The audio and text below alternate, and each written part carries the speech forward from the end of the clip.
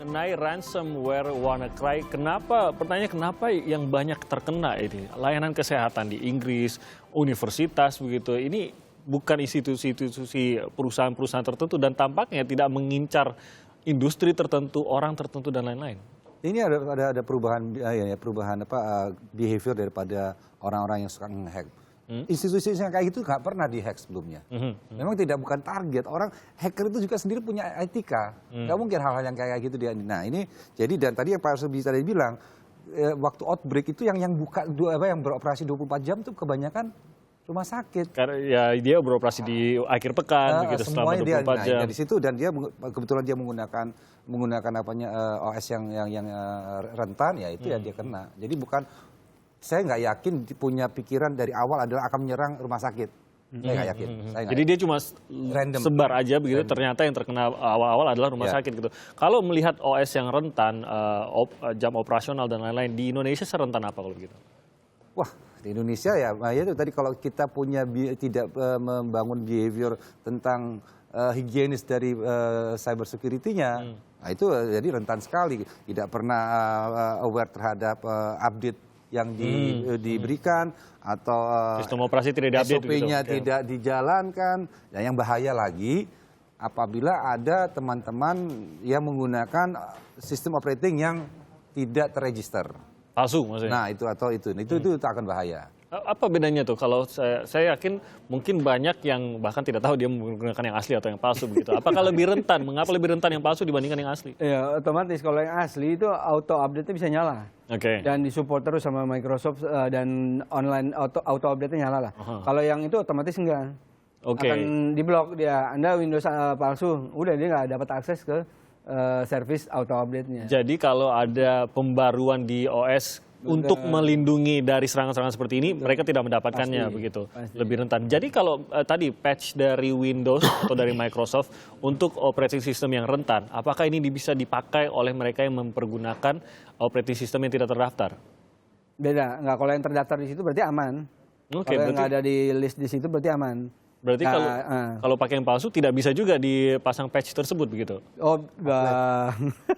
Kalau ngajarinnya sih ya, kalau secara teori bisa, kalau prakteknya juga bisa sebenarnya. Tapi ya dia harus manual gitu kan, harus manual. Seperti saat ini mau nggak mau.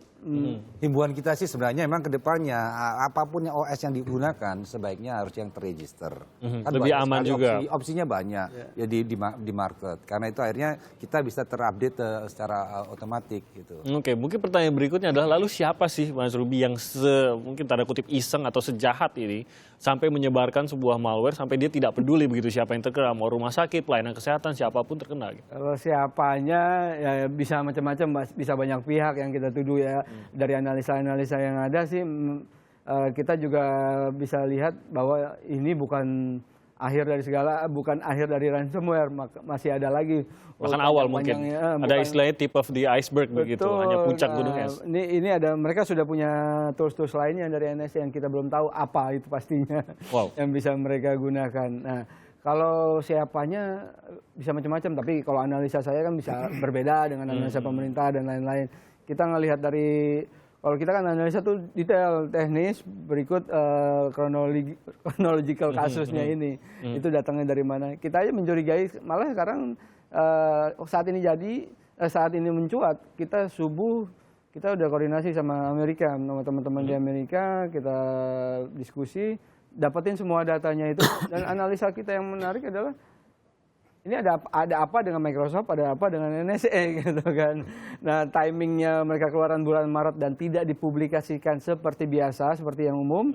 Dan kenapa NSA itu bisa bocor, dan kenapa ada pihak shadow broker yang bisa memanfaatkan ini, dan kenapa WikiLeaks, belum tentu WikiLeaks itu sudah menyampaikan semuanya, mungkin masih ada yang ditahan. Nah, jadi banyak sekali. Jadi siapa ini mungkin belum bisa diketahui. Tapi penyebabnya salah satu adalah kebocoran informasi dari itu tadi dari NSA yang itu disebarkan oleh WikiLeaks dan dimanfaatkan oleh. Berarti terbuka untuk semua begitu Pak? Ya gini, jadi kita nggak tahu apa yang terjadi di luar. Tapi yang kita bisa mengantisipasi, kita harus membangun sistem keamanan kita sendiri. Ya ini yang sebenarnya kita lagi kemarin kita bertumbuh, kita ingin membangun tiap-tiap sektor tuh punya CISOT yang mereka bangun. Jadi kalau ada outbreak ini atau ada insiden itu bisa bereaksi lebih cepat dan bisa mengkoordinasikan. Ini yang sebenarnya harusnya kita nggak bisa mengantisipasi nggak tahu apa yang orang lain akan lakukan, tapi kita tahu apa yang harus kita lakukan. Ini yang harusnya sebenarnya fokus kita. Jadi kita harus membangun sistem keamanan jaringan kita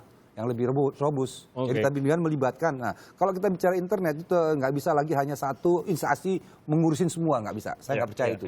Saya lebih percaya bahwa semua orang yang terlibat harus dilibatkan. Karena kalau di internet namanya internet, kalau bilang satu badan aja bisa, saya nggak yakin. Iya, harus semua terlibat. Ya, dan terinform gitu ya. Semua bahwa ada yang mengkoordinasikan di layer atasnya boleh, tapi bahwa satu badan untuk menghandle semua, saya nggak yakin, saya nggak percaya dengan hal itu. Bagaimana ini akan mempengaruhi perilaku security khususnya dalam bidang IT buat perusahaan-perusahaan yang mungkin perusahaan ini lagi bingung juga. Waduh, ini karena kita informasi adalah satu komputer terkena, begitu dia mencolok dan terkoneksi ke network di perusahaan tersebut, maka semua komputer terkena. Benar begitu tidak, Mas Ruby? Kalau yang ini enggak. Itu berdasarkan target mereka aja. Mereka punya list IP address. IP address itu karena adalah alamat di internet gitu ya. Nah, mereka punya IP address list seluruh dunia, makanya dia random aja. Dan kenapa mulai dari Inggris, kenapa rumah sakit, itu kelihatan dari list IP address itu. Oke, jadi dia harus sudah memang mengirim ke IP address kita begitu ya? Betul. Kalau saya terkena, saya koneksi dengan LAN kantor saya, tidak lantas saya menyebarkan kepada orang lain begitu ya? Betul. Nggak otomatis seperti itu, dia nggak spread out lagi seperti itu, tapi dia nyasar IP tertentu.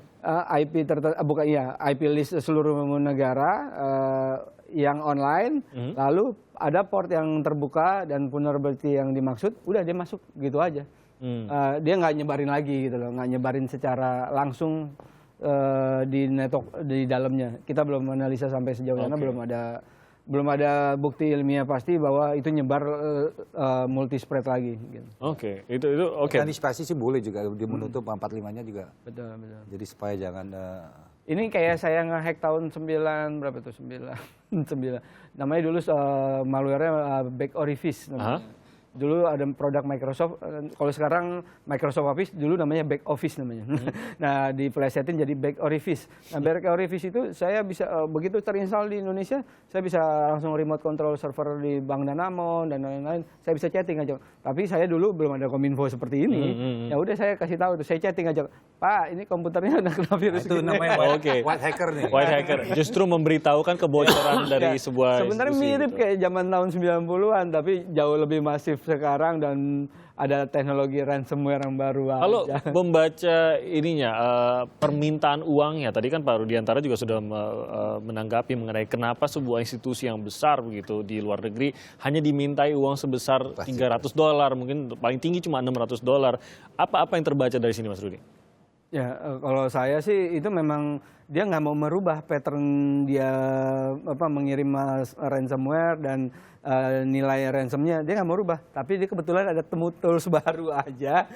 Dia pikir ini bisa target marketnya jauh lebih besar gitu lah. Harga tetap bikinnya nggak perlu targetnya siapa dan bayar berapa. Yang penting kalau tadi misalnya dengan sebelum ada WannaCry ransomware, dia nyebar misalnya ke 1.000 komputer. Kurang nih. Tapi kalau dengan ada tools baru ini dia bisa nyebar ke 1 juta komputer, harga sama kan retailnya lebih besar. Oke, tapi tujuannya uangkah atau menurut Mas Ruby bahwa tampaknya sampai tahap ini justru bukan uang, mungkin justru lagi uji coba produk gitu, tanda kutip gitu. Nah, itu bisa dilihat persepsinya tergantung dari angle mana. Kalau kita dari segi teknis, segi politis bisa melihat dari sisi lain. Tapi kan kalau kita tenangin di masyarakat yang saat ini adalah untuk segi pastinya dulu aja, kita preventif terhadap hal tersebut, terhadap ransomware ini. Oke, jadi katakan saat ini komputer saya dan perusahaan saya terbebas dari WannaCry, tapi kan kembali lagi bisa saja ini dikembangkan lagi begitu malware ini. Apa yang harus saya lakukan untuk menjamin saya aman? Mungkin penutup dari Bapak Pak Semi itu. Ya, menurut saya gini, ini kan jadi memang masalah security akan menjadi masalah yang sangat besar pada saat kita membangun internet di negeri ini ya. Jadi penggunanya juga semakin banyak. Nah, yang diharapkan adalah apabila terjadi insiden-insiden seperti ini, semua pihak itu melaporkan. Kenapa? Akhirnya kita bisa mempelajari. Nah, tapi kita juga akan menyimpan pelaporan ini kerahasiaannya kita juga jaga. Tapi kita butuhkan adalah membaca patternnya. Ya, jadi kalau kita punya kumpulan semua dari insiden-insiden yang ada, jadi kita lebih antisipatif kalau ada lagi serangan-serangan. Jadi dan juga yang lain perilaku higienis dalam menerapkan cyber security ini perlu diterapkan di semua pengguna, baik itu perusahaan ataupun masyarakat yang menggunakan internet. Belum mempelajari dari mana itu higienis dalam. Nah ini makanya akan banyak orang-orang yang seperti Ruby Alamsyah memberi kuliah-kuliah kemana-mana. Oke Mas Ruby, mungkin ada beberapa menit di sini Anda bisa menjelaskan bagaimana saya menjaga agar jangan sampai ke depannya juga saya bisa terancam. Kedepannya ya, jadi pertama samalah seperti Pak Semi sebutkan tadi. Masalah higienis itu masalah behave kita, behave kita berinternet, jangan main internet kotor lah ya. Kalau mau berinternet kotor pakai komputer yang tidak ada data yang penting gitu. Nah, pertama pastikan kita menggunakan operating system yang aman. Yang aman itu banyak kriteria. Satu original, lalu automatic update, lalu kita juga awareness nih, IT security awareness kita harus jauh lebih ditingkatkan. Dan alhamdulillahnya menurut saya kasus ini sangat bisa meningkatkan IT security di awareness di Indonesia. Karena apa? Orang di Indonesia jauh lebih melek kalau sudah ada kasus. Sudah ada masalah begitu. Nah ini jadi IT security awareness saya lebih tinggi. Lalu think before click. Nah apapun itu gitu kan, baik itu dikirim oleh yang kita kenal, apalagi yang tidak kita kenal, baik itu attachment ataupun sebuah link, pastikan apakah itu aman dari situ. Kalau enggak minimal sebelum klik, copy paste linknya taruh di Google. Jadi apa ada gitu apakah ya? itu gitu kan, bisa memastikan bahwa kalau ada korban yang sebelumnya kita jadi jangan menjadi korban berikutnya. Jadi apalagi namanya lalu pastikan kita komputer wajib menggunakan antivirus dan anti malware yang baik dan terupdate pula. Nah, gitu. Walaupun biayanya mungkin ya harus ada biaya yang dibayar, tapi jangan sampai hanya karena tidak mau membayar biaya akhirnya komputer itu terkunci dan tidak bisa diakses filenya.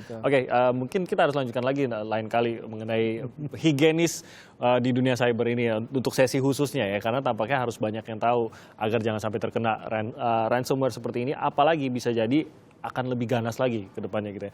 Pak Samuel Panggerapan, terima kasih banyak atas waktunya. Mas Ruby Alamsyah, terima kasih juga atas waktunya.